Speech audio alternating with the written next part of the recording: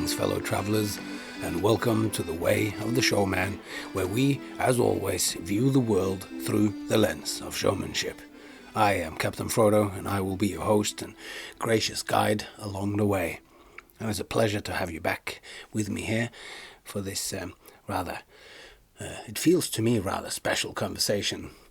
As you will hear as we come into the beginning of this, it starts rather abruptly, and that is because a windswept day before I'd moved into this house that I have bought, and we were living overlooking the ocean, right so close to the ocean that I could smell the salt.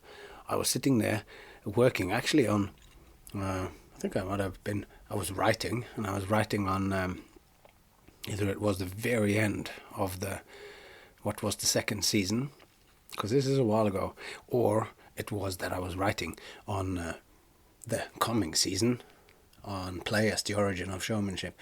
Either way, as I was writing, all of a sudden I got a little message from Garreth Bjaaland, who I believe had just finished doing a show or something. Anyway, he had a drink, and he was calling me just to catch up on some thoughts that he had in regards to the ingredients of comedy. And he had also just been visiting the Australian Circus Festival, which is a real sort of a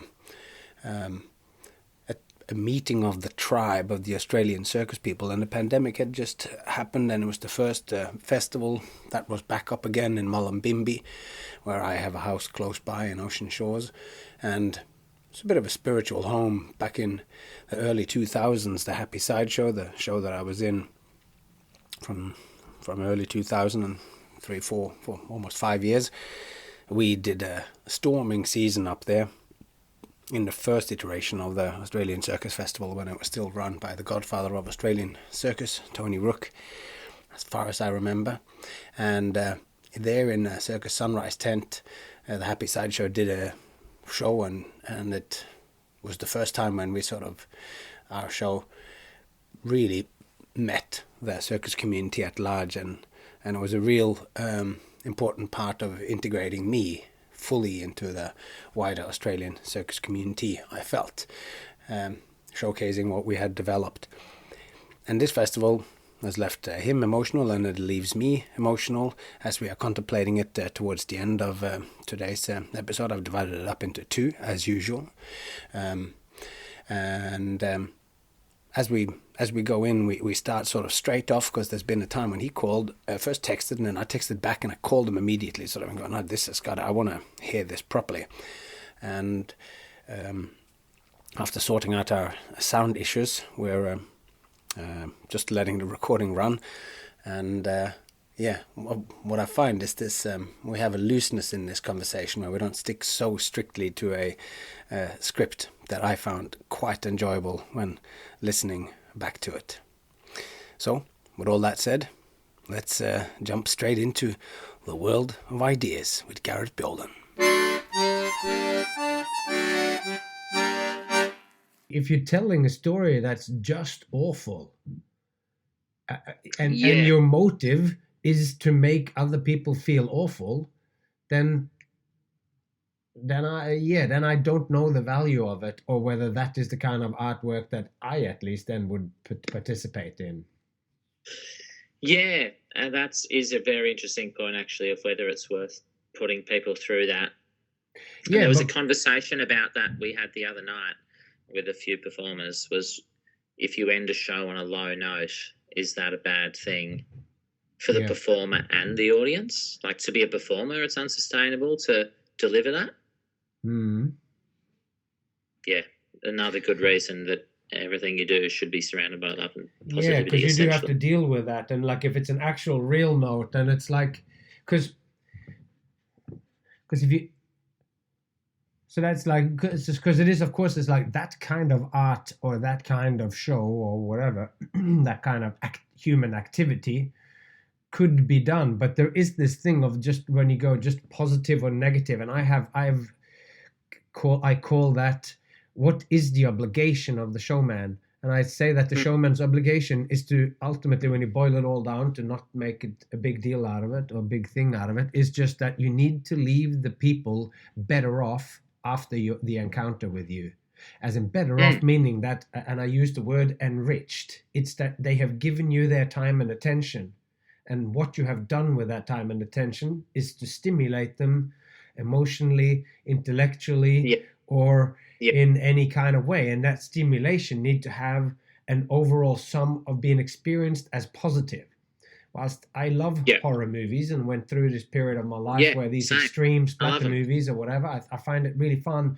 But I am interested in it because it's exploring some field. But there's at no point I would like any of these things to happen to me or anyone that I love. It is not a real thing. It's not like, so there is something in there where you can still find it through these extreme examples of it or so. But there are movies that I know of now that I just don't think I am interested in watching or so, that I've just heard about. These, they're like, that's just like where you just go, I don't know whether this has any value for me or any need for me to see these things. Maybe if I was a different person and I was a young person then maybe I would be interested in it. But there might be but I don't know. I mean, it comes a little bit down to, and we explore this concept a little bit in the show that I do with Trent and Rachel, of like when you listen to sad music, does it make you feel better? Or should you listen to happy music when you feel sad? And it's a bit of both. But I think at the end, like, you want to listen to some sad music for a while, but at some point you probably want to start listening to happy music again. Yeah. You know, like, it's important to experience it, and I feel like that's actually what good clowning or a good show, or, you know, you actually do go through a range of emotions. Absolutely, yeah. I find it too. I think it's like if you're just going to be a stand-up comedian, even stand-up comedians are breaking out of this now, though. But I kind of the concept of a comedian will do a laugh count. How many laughs? If I am a comedian, then that means I need to make you laugh. How many times do you laugh in my act? My act is 5 minutes. They laugh 5 times. Okay, that's one joke a minute. Can I make them laugh at 3 times during each setup, and all of a sudden you've tripled or whatever your laugh count, which is a good thing. But for us, with the medium of circus, I think it's just reactions we're after, emotional connections. It can be funny, it can be infuriating, it can be silly, it can be impressive, it can be all those. But so that when you're making your act, you can go, any of these modes of connection are valid and valuable, and that's what I would be counting, points of interaction as opposed to laugh count, or like and I think that's in that territory that you were describing there. That's right. But a range of dynamic emotions, and I find that you can make people laugh. Imagine if you could make people laugh 6 times a minute and cry 6 times a minute. There you go. Whatever. Every 5 minutes, that would be a wild ride, and they kind of magnify each other. I think so too, and then they are also interesting when you mix them. I just was on a conversation with another person who's creating an act or a show, and from a circus school in Holland, and I was just talking about, because he does kind of clowny kind of stuff, or in the domain, the region that you and me do, and I was just talking about this mix of emotion that I think is particularly interesting for clowns or whatever, of doing something which is stupid but that's beautiful at the same time, and this combination of beauty and stupidity, or profound and stupid, that those things are that's a really interesting combination of emotions for me. That gets people in and touches them, and that's when they're like, they love it. That I think too. Then it goes into this thing of love, and you can't that you can place distance between yourself and something difficult with comedy, but then comedy also has this potential of redemption or so, that when we have laughed at something, I mean, I can't remember exactly which movie it is, but it's kind of like the end of Labyrinth with, David Bowie and all that. When he says, "You have no power of me," and that power that somebody has of you, or like you can't, if you're genuinely laughing at something, you can't quite be afraid of it anymore. So that's so brilliant. That is so brilliant, isn't it? Because it's such a brilliant thing. That's why it makes you happier and healthier, because it really, and that's why I think that everything should be done with a spirit of love and positivity, because I'd rather laugh in the face of death and be Spike Milligan, who has, the story about Spike Milligan's gravestone? No, I don't know that, but I'd love to hear it. Spike, Spike Milligan, don't you? Yeah, from the Goon Show and Peter Sellers and those guys. Yeah. On his gravestone, he has written, "I told you I was sick."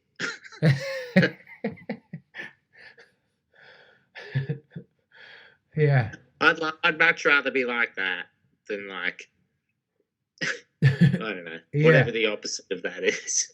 Yeah. I think it's I found that I was like, there was a period in my life a bunch of years ago where I was really interested in like the existentialists in Sartre and in Camus and all of that, and Camus is obviously talking a lot about the absurdity of life and how the only important question is philosophical question is whether or not to commit suicide. And he does kind of end up coming around to this thing that he called in his book that is called L'Homme Revolte, which is like, it's like the revolutionary man or so. And that act of revolution is to stand against the fact of the futility of life, that no matter what you do in life, at some point you're going to die, and then it's all have going to been in vain anyway, because you can't bring it along with you or whatever. Sort of go, well, that somehow makes sense but only on a shallow level if you think only of yourself. But if you think in a wider scope here of the other people that you are with and the others, they're going to be living with what you did in a way. So, and that meaning that you put into it, going against all those other things of going, maybe these things are completely meaningless in themselves, but as they interact with me, they are not anymore. So therefore I am sort of participating in the creation of the meaning of these things. And that's that. I love that. It's almost like the butterfly effect or something. Yeah, that's right. And it's an amplification. But I also believe in the futility of life, because it helps me move forward within it, bizarrely. Yeah. Hang on, my Miranda just called on. Yeah.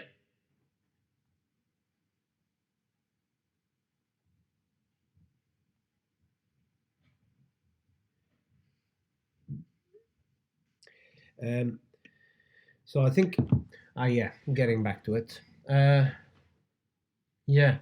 So laughing in the face of it or whatever, having a positive attitude towards it or seeing a way out of it, I think absolutely.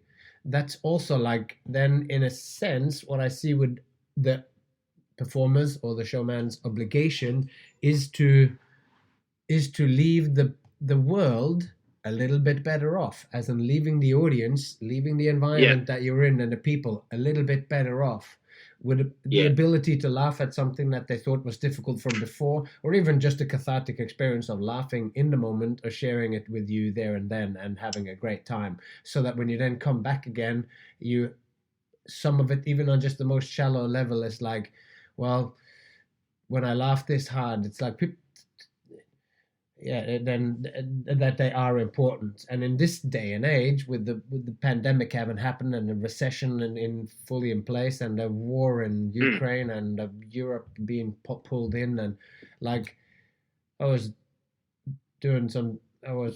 at this circus school and in Stockholm the other day, and one of the students there asked me, like, going, well, can we still do circus in this time that we have now? And I'm just like sounding, yes, of course we can. In fact, it is almost more important now than 200%. Yeah, it's to be able to, and I said something which comes from some French song that I heard one time or whatever, but it was this thing that they will be used they will be used for, I have paraphrased into my own thing, but they will be used for show people like us also after the atomic bomb. These things that we are dealing with goes below the threshold of whether we are at war or whether we are at one thing or the other. And I remember this story that Nalle, this Swedish clown teacher and whatever, he wrote a book called The Clown Manifesto, and in there he told this story of how he was doing the hanky silk disappearing thing, and he was one of the people who started the Clowns Without Borders in Sweden. In Sweden, the chapter of Sweden. So he was doing this in some, I can't remember which country it was, but it was a refugee camp where it is an actual camp where people are in tents or whatever. And there was like this girl and everything that you don't want to happen to someone you love had happened to this person, and he was asking himself those questions. Here I am with this small, stupid little suitcase full of clown gags and tricks and all of that.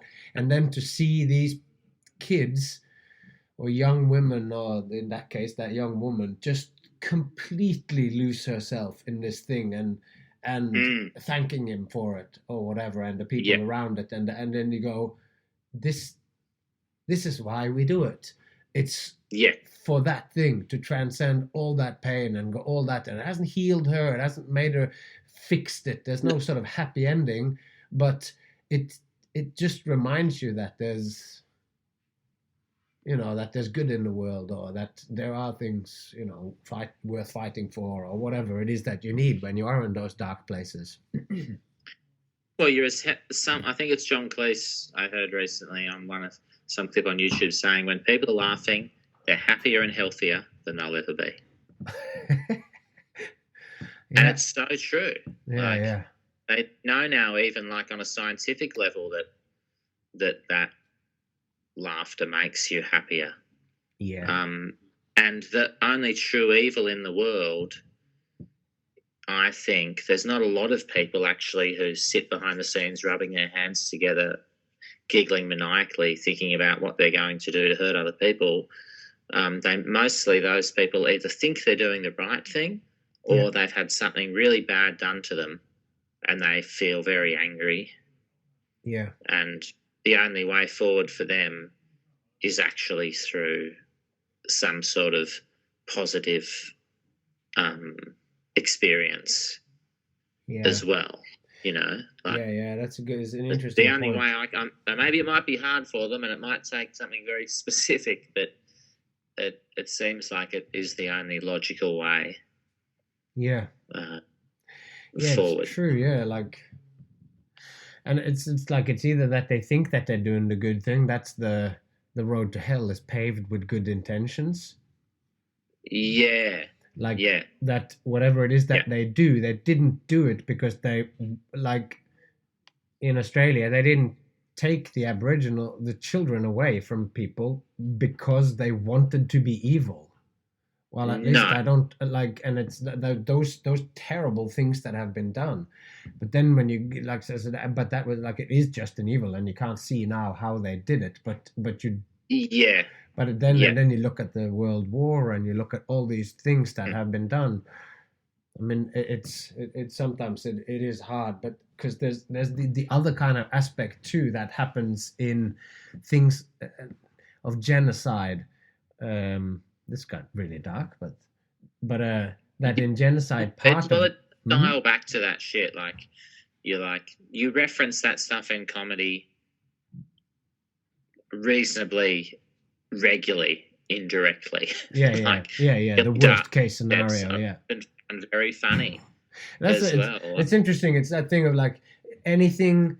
Like you can always find comedy by just going to the extreme ends of the spectrum. It's like you're coming home, and then you just go, everything is totally normal. Then it's not a story, but everything is absolutely terrible, or everything is absolutely amazing. Those ends where it's absolutely the best possible, or absolutely the worst, or whatever. Just going to the extreme of whatever it is that your situation. of good and bad, and then comedy can emerge from that. But yeah, if you're looking at like genocide, another aspect, and I don't know how that fits in, but it is to make the whomever it is that you are attacking, to make them somehow not part of even being human or whatever, and that this is the moss in the lawn. You just get rid of the moss, and then we have the perfect lawn, and everything is good or whatever. So you somehow make that thing into the other, or you make it into something so different that it's only negative or whatever, which is, I don't know exactly how that sort of fits in with this, but that's this where you, because it is this sort of cognitive dissonance. They know that it's another person, but you are somehow seeing that thing as, oh, they are on the other side of the fence, they are the enemy, and therefore we can.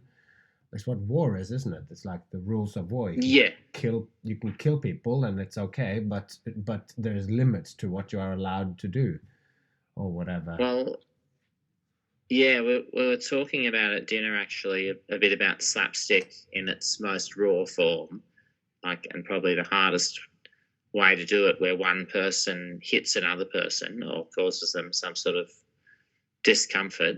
Yeah. And I was saying it's only funny, just like you're saying, at either end of the spectrum, when the person either really deserves it or if they really don't deserve it. Yeah. Is also funny. Yeah. It's not in the middle. In the middle, not so much. Yeah. If you're it's right. A weird thing. But it is also like in this elevation or lowering of it, and moving it away from reality, you move into another space, which is the kind of imaginal space, or whatever you want to call it, and you now know that it isn't real, yet it is in this imaginal space that poetry and novels and movies and art exists. And we know that even though a poem is a very artificial, made by humans for humans thing or process or phenomena, it's somehow these things, art and literature, can express truth even more so, exactly because they aren't quite real. So they are taking away the details of the everyday life, and you get to the core of something or whatever.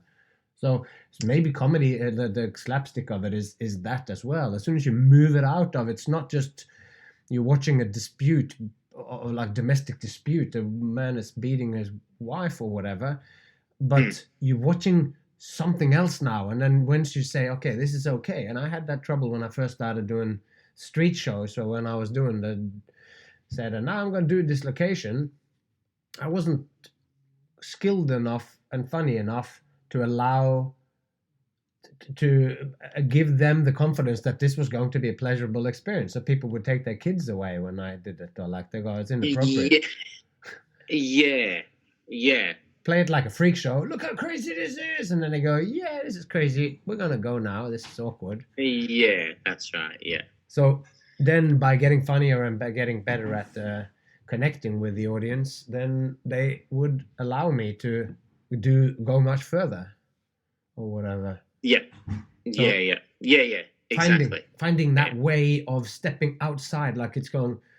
Somehow we laugh at Keaton when he gets a brick in the head, whilst most of the time that is not funny, or like it needs to. In that case, it's like when somebody falls over, maybe you laugh immediately, but then you also judge. Did it go good or bad? And if they get back up again or whatever and hurt their bum, then then that's just funny. But if you really see the pain, then somehow the funny goes away or whatever. Yeah. I think so. It's funnier if they. It's just like if. It's only good if they're high status or for some absurd reason. The one I struggle to understand more, but I think it's got something to do with absurdity, is like the Monty Python-esque thing of a giant weight landing on an old lady's head. Yeah, it is very, very funny, and it's the same as like, I don't know, like pushing someone in a wheelchair down a very steep hill. This is something that would never happen in real life, but if you're allowed to laugh at it, is very funny. If it's, I think it's possibly taboo. It starts to that's the one I should have put in my circles there. I think there is 7 on the inside. Yeah. And there's one because the thing I haven't covered there really at all. Because I was trying to boil them down even further, and then each one of them then can have more in it, so you sort of get a little bit more bang for your buck overall. Because there's like families, you know what I mean? Like that they belong together. Ingredients, like something like slapstick. I realised is this huge over-encompassing thing. That's like there can be verbal slapstick, there can be thought slapstick, there can be story slapstick, or there can be physical slapstick. Yeah, they're all the thing that we laugh at. Has like the has Schadenfreude or whatever is one of those kind of like that we talked about, that as one of those aspects, and you can have that in even the way that rappers sort of diss each other, where you have this verbal battle and when one person can own up the other one and just annihilate them by saying rude things about them, how clever you were in saying that can be both funny and cathartic or whatever. So that's in a way that is like a sort of battle too, or like I don't know. Is that also slapstick? This kind of. What is that one? I think that one. I don't know. I feel like with rappers actually, and I've considered this for a while, what the go with rap is, but I think they actually engage in a type of weird satire. Oh yeah. You know what I mean? Like for me, hip hop, they're taking the piss out of themselves a lot of the time, and it is also like the second egg in that drawing, truth and reality. Yeah, but they take piss out of it a little bit as well. Mm. And I suppose it is a form of slapstick, like insult. It's one thing I haven't considered much is like the modern sort of comedy tradition of the burn. Yeah, the roasting or whatever. That's exactly right. Yeah. Okay, now you're unlocking something. There I see some great overlap there. Like in that, but like where does that belong in this? Yeah, I wonder. This is the challenge I come up with. This idea is I keep hitting a joke and going, oh shit, yeah, which one's that? I'll have to think about that for a while. Yeah. But usually it fits into one. Like it probably depends on the structure of the insult, but I suppose you're right. Like insults are a type of slapstick, but then like within that you'll have like one of the other ingredients, like surprise or change of context. I think it also isn't in there and is a major one. Yeah. Because I was trying to get them all to start with S for a little while. Oh yeah, interesting. I see a bunch of them are there. There's just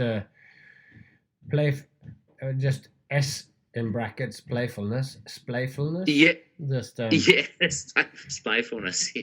There is this place in Holland. I don't know if you've done the touring there, but there's a place there that's called Hertogenbusch. So it's called Hertogenbusch or whatever, but it's got this S on the front of it.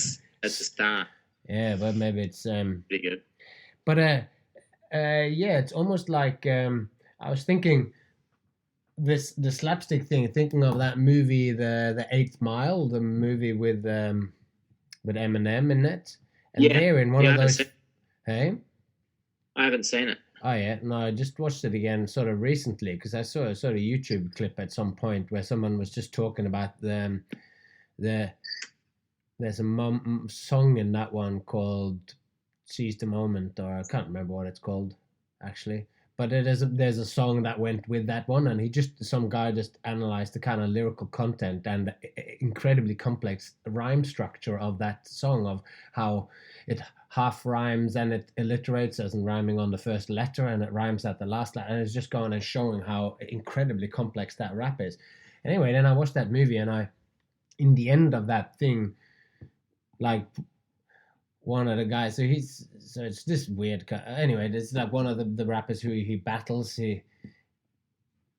When Eminem gets to go first, he kind of starts, because after they've been dissing each other, then he sort of said, then so Eminem keeps being put down, and then when he does his rap, then he kind of says all those things, and they're going, yeah, I'm white, and yes, I live with my mom in a trailer, and yes, my dad is a drunk, and yes, and I can't hold down a job, and yes, I'm the only white guy in this club, and whatever, and that he's, so he takes all those things that the other person would have or could have attacked him at, and he owns them, and he going, and still I am here, and I'm beating you on your own game, or so, whatever. Can't remember I'm not the rapper. Yeah. But then that's just like that. It's like that relationship that happens between the white-faced clown and the August clown, or whatever. Like that, the white face is slapping the little one, and then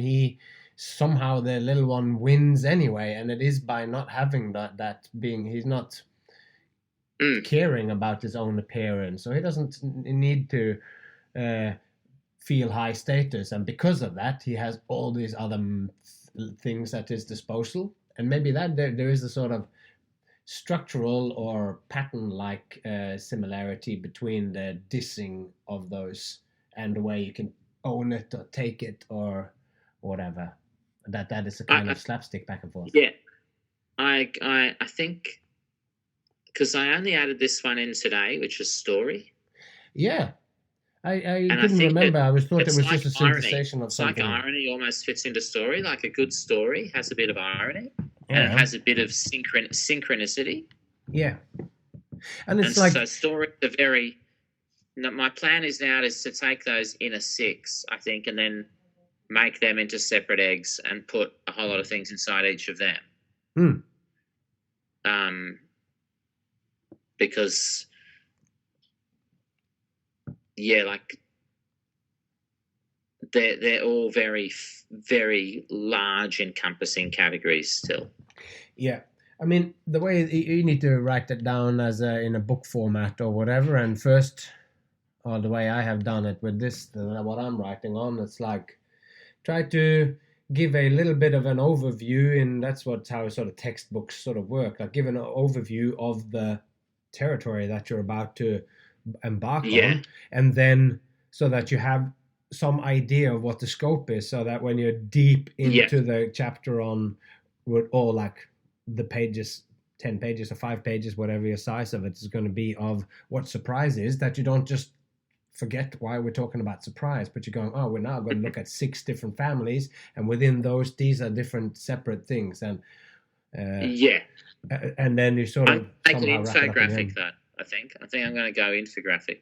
Oh yeah, great. Because I'm not that great at writing. No, I just haven't done it, but no, but just that the way of devising it, it's like first giving some idea of what the project is. It's, and for you, it's the 12 ingredients of it, and then we will look at each of these ingredients, and then hopefully by the end, which we can go as deep into it or as shallow into it as the time permits, because you can go deep into each one of these, as we've seen, and divide them up and subdivide it and everything. And that's right.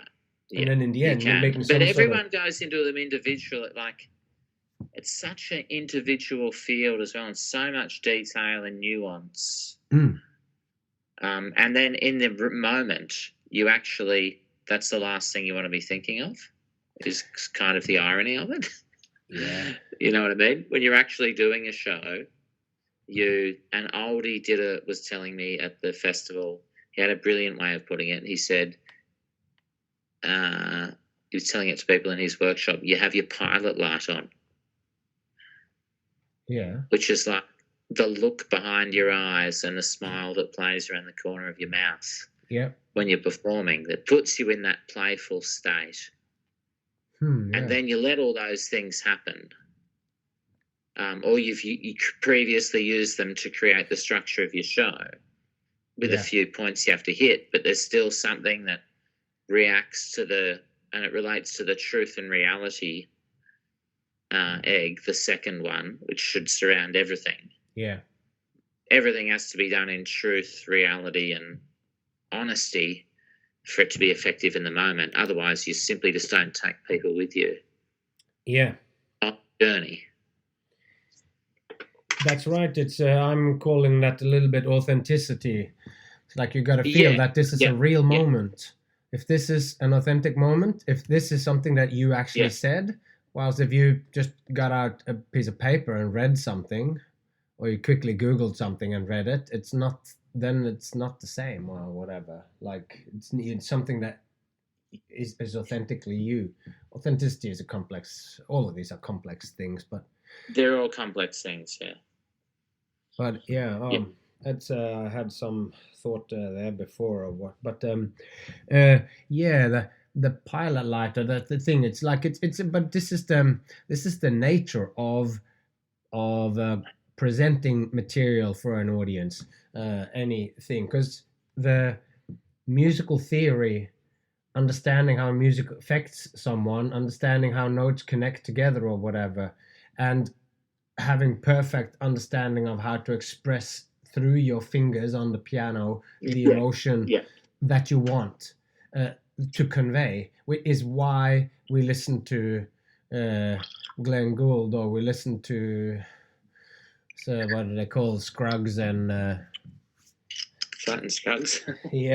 You know, like that people that are going, well, they're famous because they managed to express something truthful through their music. It feels authentic, and everything. So I mean, that's I lost the thread there a little bit because I lost the name of them. But it's about music and about practice. And in the beginning, but you have to go through that, and you have to do your scale. So you have to do all that stuff until it no longer becomes about the skill, but it becomes about the telegraphing of emotion or of emotional truth. It's so that you can express something inner through an outer expression.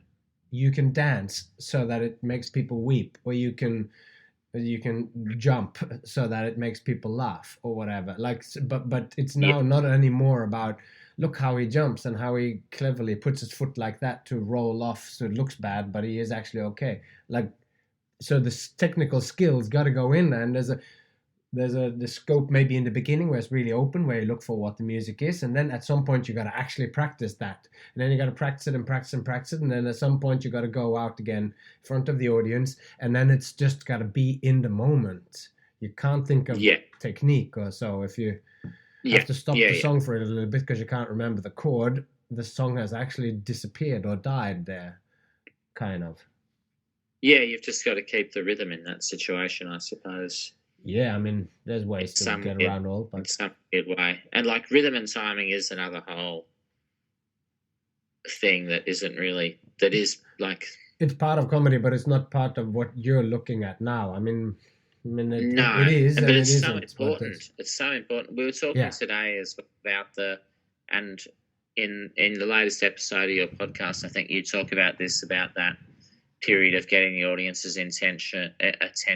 Yes, and turning it into interest and interests, and the different ways which you can do that, and using breath and bringing you both have to come to that midway place. But I also think of this sort of egg formation. I haven't ever thought about it as a whole show. It was actually purely just for what causes human beings to laugh. Essentially, but whatever you want to call that. Such a lovely question, and I think to me it's like what you sometimes find missing in academic philosophy. Like it just gets a little bit, it gets too specialized or whatever. But for us, these are really important questions, and I was just writing something now because I'm in the summary part of it. It's like, idea of looking at what an act is and what showmanship is, and understanding that guides me and allows me to help other people when they're creating their material, if I'm working with them or whatever. And I don't necessarily ever really talk about these things, but because I look at it and because I have spent a considerable amount of time working out this system, working within that system gives me this freedom to have something to say, something to offer, some ideas for improvement, because you can always just pick out either the thing that you think this was brilliant, or you go, and I immediately have like 4 or 5 categories that I immediately can look at it going like, this category is underdeveloped because the focus has been on physical skills, so the character is not. So immediately I can see what aspects it is, and I can see is like the way that I know that I connect that together with thinking, feeling, and actions. Of that I go, oh, okay, this has got no real emotional connection to me, or whatever. It's just based on an intellectual idea, but I don't care about it. It's like a lecture or whatever. So I can So I have these patterns, these little maps that I can plonk on top of anything, allows it to be completely interdisciplinary, and you can have something to say about anything, which I think is important if you are to help create and direct circus people. Like, if you're good at directing, you should have patterns and vocabulary that would allow you to work with acrobats and also with clowns, and potentially with all of those in the same show. And to have that, you need a language or like stuff where it's a language that connects for all of them. So we don't have to have specialized languages that don't compute or whatever. And this is what you're doing with comedy here now. Like, once you come inside one of these systems, the world does start to something very complicated. Something very complicated makes. And now we have someone working here now. The dog just involved the person. Come, Teddy, come. Yeah, it's good. Go to bed. Go to bed. He's been here all day, but he doesn't. What's your dog's name? What's your dog's name? Teddy. Teddy. Teddy, yeah. Oh, yeah. Yes. Did Saskia name the dog? No, actually, we got the dog from somebody who had bought the dog, and turned out they had a cat and they had a guinea pig and whatever. Bought a dog, and turned out that she was allergic to dogs, not to guinea pigs, not to fish, and not to cats. Saskia is allergic to dogs. No, whoever it was that bought him, and they named him Teddy. Then they put the dog up for sale because they couldn't have him because of this, and then we bought it off them. And so he came to us with the name Teddy. Yeah. So just going back out, like love and positivity being the sphere that all of the comedy should sort of live within, and then that's the biggest egg, and then the next egg inside, or the next circle in the bullseye, or whatever you want to call it, is then the truth and reality, honesty.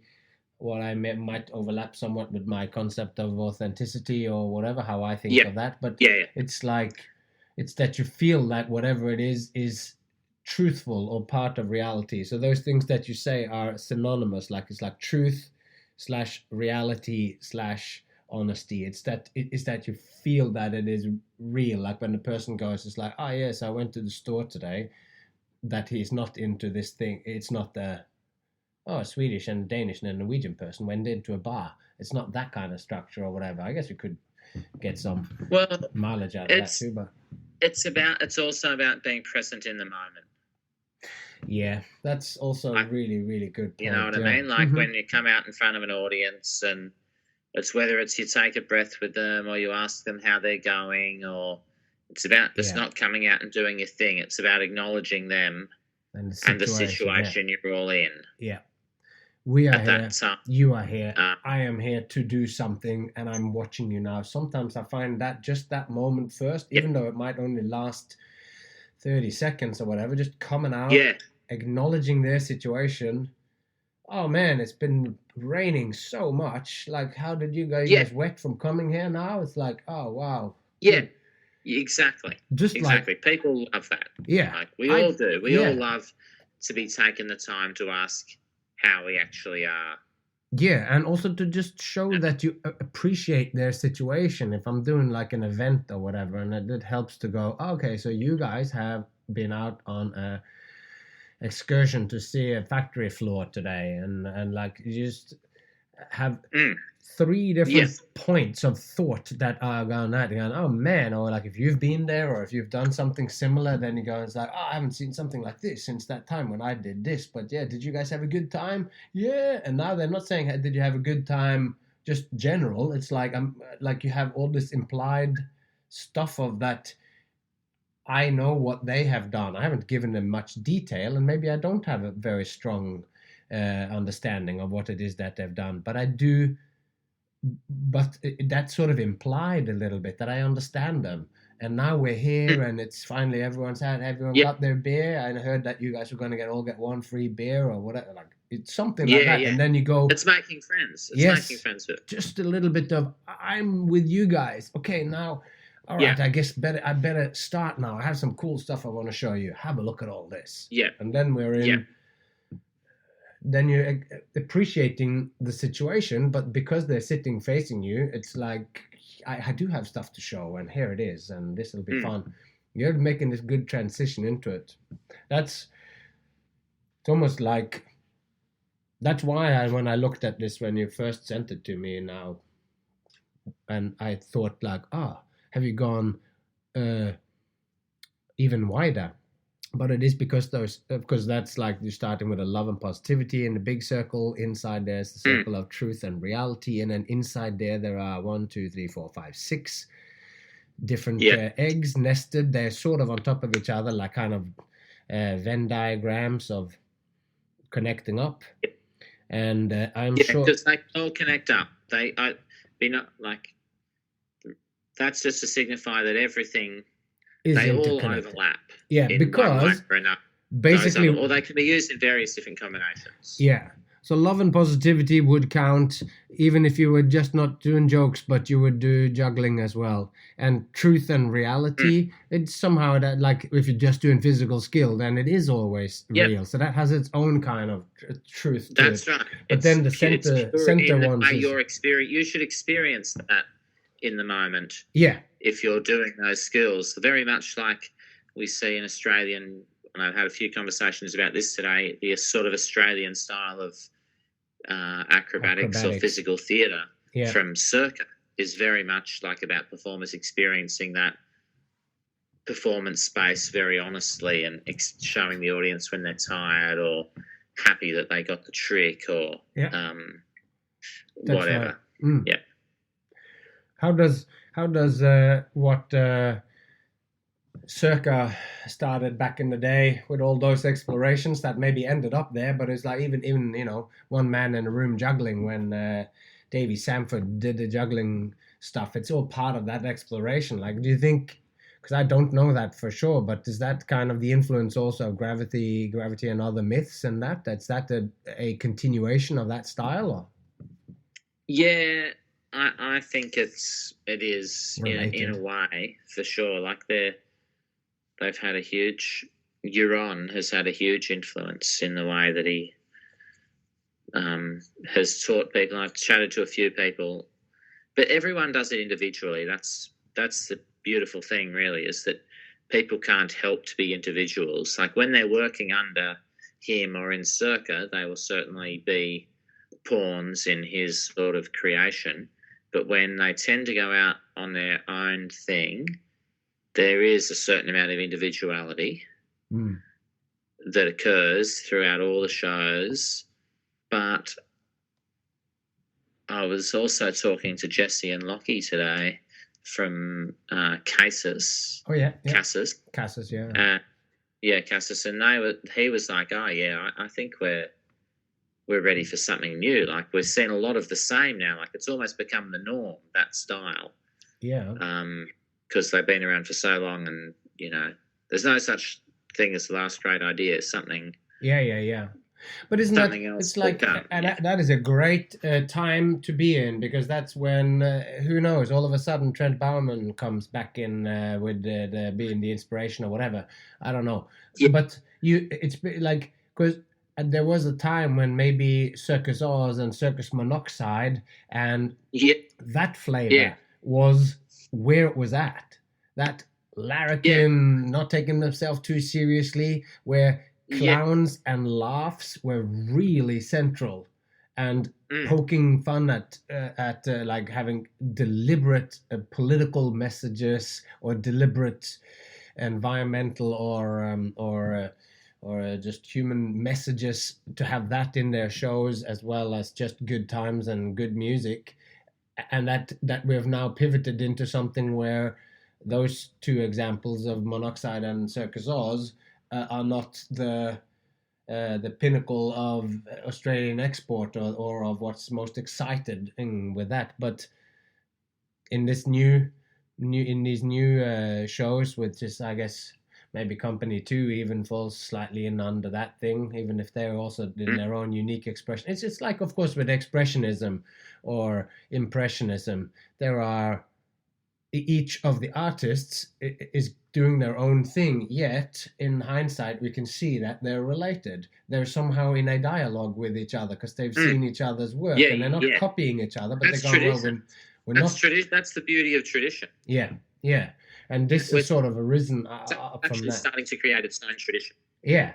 And now you have this possibility again of, you can go, okay, well, we can take this new acrobatic physical theater style, and you can put that into another kind of context, or it can become part of something else, or you react against it and you do the go, in the way that traditional circus has this often where it's much more stylized what happens, and you don't show the sweat and you don't do whatever. I think hopefully that will happen. And I mean, it happens naturally if you create festivals and collaborations. And like today I was talking about Jesse and Lockie from Cassis. I was saying, it'd be great to get you guys to look at a couple of our family acrobatic acts. Yeah. And just get them to go, why don't you try this, and this, or whatever. And to get that cross-pollination, I mean, it's so good. It's pretty much what you want. Like, you want that community. The beauty of the community is what we all want to live in, I think, in our lives. And then to get the beauty of the community to support your creativity. Yeah. Is even better.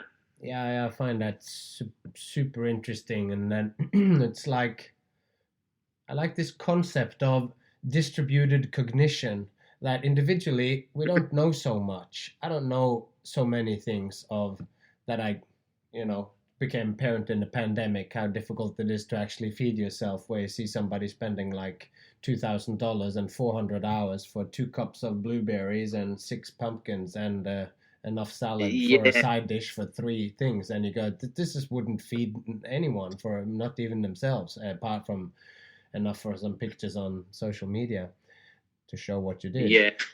But in the same way, it's like, to have these people that have had the opportunities that Gravity and Other Myths and Cassis and all that, who just have spent so much time on that physical stuff. And I had it here in another context of, I was working with Jay Gilligan, and he was here, and I was asking for some questions of something, and he just looked at something and of a hat juggling thing that I'm doing for family shows. So it's not like I'm striving for the pinnacle of physical skill, but just his advice for someone who has just 25 years of object manipulation and deep research into that sort of stuff, like how fast it goes and how his ideas come into these realms that I don't normally think about or whatever. It's so nice. And he goes, as I don't know, because I don't juggle hats, but his understanding of object manipulation, of what the possibilities are, is just so interesting. And that's that distributed cognition. It's distributed throughout the community, and we all have these different practices that we do. And this, like, they have the physical practice of practicing physical skills, whether it is juggling or acrobatics, and then there are kind of more like things you need to feel good about yourself as a person. It's like you need many things. You also need something intellectual, and that's one of the aspects where I remember when I went to the circus festivals in the sort of like first festival I went to, I guess, was in 2000, Circus Festival in Tasmania, and met Reg Bolton, and he was that person who did social circus and did acts and stuff and was such a genuine and authentic person, but that was really, I mean, he became a doctor in circus, but he was like, there was such an interesting person to talk to because he thinks intellectually about this or whatever, and that's an aspect of it that would be part of an ecology of practices. It's like within our community we need to have all these things, and everyone should dabble in all of them to some extent, so that because if you're too narrow, if you only do acrobatics, the day that you twist both of your ankles like Flanagan did that time. And all of a sudden, well, we see it again and again, how acrobats or people who make dances, and you hurt yourself and you're out for 6 months or whatever, depression becomes such a real threat. Or like it's like you identify with what you do, and then when you can't do that, you completely fall apart. So we always have to have more points of reference and more points of engaging with what it is that we do to make yourself more robust in that's such a good one, Fredo. Like the amount of conversations I had at this festival with people about social anxiety within the circus festival experience. Like everyone, like you don't really, it's that common sort of misconception that everyone else is normal and you're abnormal, when in really it's the opposite. Everyone's actually abnormal, and in a performing community, the social anxiety stuff, especially at a festival where everyone just wants to do a good show and be told by that all our good friends, like someone you're really close to, you don't really care because you know that they know when you've had a bad show. But there's a vast amount of people in the community that you only know like halfway, and they're all the ones you really want to impress. You want to show your best side. That's why even though like it should be the only safe space for circus performers, but I do feel like sometimes creativity is slightly repressed by the fact that we all just want to do our very best. But that's almost like when you start to view what you do as some sort of audition or some sort of competition, then you have, in a sense, lost. Because unless you are doing a version of somebody else's act or whatever, or you feel like your expression or so is not different enough that all you have to go on is the exact same thing that someone else is being judged by, then that's what I always think about circus, even though in reality it's not quite true. But it's like we don't have direct competition in that way, because we aren't like when we're doing gymnastics where you do that trick and that can get you 6.9, but it can be 4. Like you're not getting judged on that level because it's much more about performance. And speaking to some Ukrainians that I was working with now in the summer, and they go, we were in sports acrobatics, and our trainer at the time, he said, because they were like, oh, well, what are we going to do? We're like, because he said, oh, by the time you're, I can't remember, something stupid, very young, like by the time you're 25, you're not really going to go to the Olympics or whatever. And then that's the end of your career. And he goes like, oh, but that's terrible or whatever. And he goes, but you can go into circus, and then it's not so hard. And that's where so much of it is. It becomes, so the guy has got then, what would you want to call it, in a sport where you get judged also by your body shape and all that sort of stuff. Like he's a large guy, super strong and all that, but then that you go into circus, and the fact that this guy, who is a very large guy, can do all these like flips and stuff just blows you away, even though maybe his form and that is not what you would expect to see in a competition of gymnastics. The fact this now works to his benefit in this other domain, other like in circus. And that's where we hope we're not 100%. In competition to each other. We're not really in competition, but still, you want to be your best, and you want to be the best, I guess, if that's possible. And we will always find a way to kind of be in that competition, and that can be healthy, but also very unhealthy. Like it can sometimes it pushes you to extend yourself, and I've had that experience at the circus festival in the Bebop Blue Bar on that stage when I was jamming both with Mr. Spin in one year and another year where I was doing it with Trent, where you just go, you're deliberately doing stuff that other performers will know, like by me suggesting something and then Trent saying no, and then me offering up next improv thing, and then him saying no, and now there's a whole nother game going on. You're not allowed to say no all the time, but now everybody knows that he's putting me on the spot, and when will he say yes? And how clever will I be at trying to... So you're playing these levels where they all go, it's always yes and, it's not no and nothing else, and then you get the laugh, and it's a cheap laugh, but then so you feel like you're playing with aspects of performance that you can't normally do, but that was only at that stage at that time. When then the festival started again and I was going to come on stage and do stuff with the Happy Sideshow or whatever, then we needed to kill in the format that we're supposed to kill, kind of, on stage in front of an audience doing that, and you're not...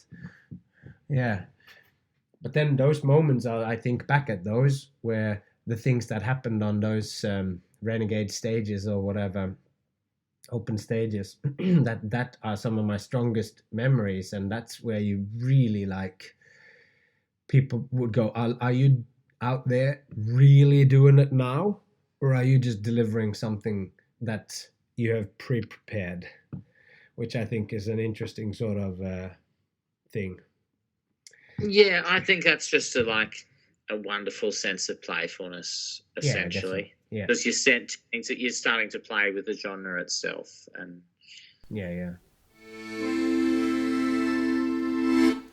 All right, let's leave it there for this week. I haven't got the capacity to dole this out in big lumps and have it all coming out. So, unless somebody out there decides to spend big bucks and buy me 500 cups of coffee or whatever, so that I can take some time out to record a bunch more conversations. But that said, I have some very, very exciting conversations coming up. I'm going to have some conversations with some magicians.